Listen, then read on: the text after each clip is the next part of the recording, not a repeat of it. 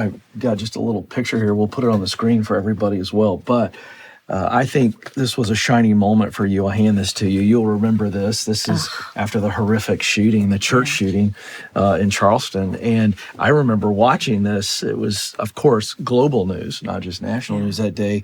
And you were under fire in a very intense situation. One, because of the horrific loss of life and the evil there, the racial powder keg in the state of South Carolina. And I saw you just now, now took a deep breath. In a moment of crisis like that, as a leader, what were you thinking? It's the hardest moment of my life. I mean, the absolute hardest moment of my life. Because, when you're governor, you're used to dealing with a lot of different crises. We had, hurricanes and winter storms, and we had a school shooting, and you deal with a lot of different things. This was a moment. There was no way to prepare for this. There was no way to really know. This situation was, you saw 12 South Carolinians do what they do every Wednesday night. They went to Bible study at Mother Emanuel Church. But on this night, someone else showed up. He didn't look like them. He didn't act like them. He didn't sound like them. But they didn't call the cops, and they didn't throw him out. Instead, they pulled up a chair, and they prayed with him for an hour. And when they bowed their heads in that last prayer, he began to shoot. These were people like Ethel Lance. She had lost her daughter 2 years prior to breast cancer, and she had a broken heart. But she would go around Mother Emanuel Church cleaning, singing "One Day at a Time, Sweet Jesus. That's all I ask of you. Give me the strength to do every day what I have to do." Our youngest victim, Tywanza Sanders, just graduated from college, had the world in front of him. But on that night, he stood in front of his 87-year-old great Aunt Susie, and he looked at the murderer and said, "We mean no harm to you." Or it was people like Cynthia Hurd, whose life motto was simply to be kinder than necessary. That's who these people were. They weren't famous, but they loved their family, they loved their church, they loved their community. It was the first time that our country experienced a shooting in a place of worship. The national media went crazy over this situation. In literally a split second, they all moved into South Carolina, and there were just media trucks everywhere. They wanted to make it about race. They wanted to make it about guns. They wanted to make it about the death penalty. And I quickly, just pushed them back and said, this is not the time. There will be a time and place. We can talk about every one of those. But right now, we have 9 souls we need to lay to rest. And I didn't have the luxury of time, because 2 days later, the killer came out with his manifesto, or they found his manifesto. And there he was, draped in the Confederate flag, just spewing hate. And I knew then that something had to shift.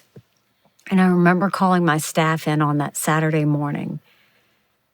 And I said, I need you to call 4 meetings. And don't tell them what I'm calling them about, because I knew they wouldn't come. I asked for a meeting with Republican leadership, with Democrat leadership, with the congressional delegation, and with a group of community leaders. And when I met with them, I said, at 3 o'clock today, I'm going to call for the Confederate flag to come down. And if you will stand with me, I will forever be grateful. And if you won't, I'll never let anyone know that you were in this room. And I've kept my word to this day. I had my husband with me because I honestly thought he was going to be the only one standing with me at 3 o'clock. But on that day, we had everybody. We had blacks, we had whites, we had Republicans, we had Democrats, we had women, we had men. We had a senator who his whole office was filled with Confederate memorabilia. We had Strom Thurmond's grandson who was there. Everybody was there. But that was the easy part, was to say we wanted that to happen. The harder part was, how do we do it? In South Carolina, the Confederate flag meant multiple things to people. You had half of South Carolinians who saw the Confederate flag and they saw it as a symbol of tradition and service. You saw the other half of South Carolina saw it as a symbol of slavery and hate. My job wasn't to judge any of them. My job was to get them to see how we could go forward and not get into that divide. And so it was, how do you do this without South Carolina just breaking apart? And, the goal was, we didn't have riots, we had vigils. We didn't have protests, we had hugs. But we had to get through the process. What made it hard is 2/3 of the legislature had to vote to bring this down. 2/3 was a lot. Yeah. And it was 2/3 because it was written into law that you couldn't do this easily. The Confederate flag was put on top of the State House by a Democrat governor who said he was just putting it for an anniversary for 1 year back in the 60s. And they never brought it back down. So, in the Senate, they took the bill up first and they quickly passed it because one of the senators was a pastor at the church of Mother Emanuel Church. And I remember calling him the night of the shooting. And I said, Senator, I just heard about what happened. I will be there first thing in the morning. Anything your families need, I will be there. And it haunts me to this day that phone was ringing in his pocket after he had been shot. And so the Senate passed it quickly because they looked at the black drape over his desk. That was their brother that had been killed. They immediately felt the gravity of it. The House was very different. I told the Speaker of the House, I need you to get this done. He came back. He's like, I can't do it. And I said, this has to happen. You've got to get it done.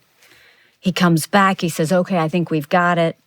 He said, they just want to put a different flag up. It's related to the Confederacy. I was like, no, the flag has to come down. He's like, I don't know if I can get it done. I said, make it happen. He goes back. He comes back and he said, we did it. I said, finally, what did they do? He said, they're going to take the flag down. I said, any issues? He said, no, it's a small thing. And I said, what? He said, they just want to leave the flagpole up. Politics in South Carolina is a blood sport. Yeah, right. I knew that. And I knew what that meant. That meant that as soon as everybody went away, there was another flag that was going back up. And I said, Mr. Speaker, the flag and the pole have to come down. He said, why? You can declare a win. And I said, because I don't want any other governor to go through what we're going through right now. I said, the flag and the pole have to come down. He said, I can't do it. I said, then let me talk to them. So I went over to that House Republican caucus. And I said, I want to tell you a story. I said, when I was growing up, I would love when my dad would let me ride with him to the big city of Columbia. And on that ride, he would always stop at produce stands. He loved buying directly from farmers. And I remember on one of those rides, he stopped and we got out and we were getting produce. Now, my father wore a turban until the day he died. We were getting the produce and I saw the two people at the register look at each other, get concerned. They picked up the phone. And the next thing I knew, 2 police cars drove up. My dad went and got his basket. He took it to the register. He thanked them. He paid them. We got back in the car, and he didn't say a word to me the whole way home. He was hoping I didn't notice what just happened. I knew exactly what happened. And I told the caucus that day, every time I have to go to the airport to get on the governor's plane, I have to pass that produce stand. And every time I pass that produce stand, I feel pain. I said, don't let a single child ride past the State House and see that flag and feel pain. Get the flag and the pole down. At 1 a.m. that night, they voted to have the flag brought down. And in that moment, South Carolinians stepped up and they showed the entire world what strength and grace look like. I want to follow up to that. because many times in crisis, you don't know how it's going to play out, but you have to make a decision. What would you tell leaders, just something practical they can hold on to right now? Because that's so powerful. But they're going to make decisions that won't have that kind of emotion around it, that represent everybody of a state and largely a nation, because it represented the nation. When you know it's right and you knew it was right, but you don't know how it's going to play out, how does a leader resolve to just go into the unknown there and make the best decision, not knowing if it's going to play out or how it will play out? Don't judge. I mean, had I judged and said, you're right or you're wrong, we never would have gotten it done. People believe what people believe. Your job is to show vision. Your job is to show them that their life will be better after making this decision. And too many leaders think they decide what's right and wrong. That's not, you don't judge the people that you serve. Instead, you take them with you on the journey to get to where you needed to go. I needed every South Carolinian invested in that. I needed every South Carolinian to know you can still believe what you believe about the Confederate flag, but let's put it in a museum. That's where you can see it.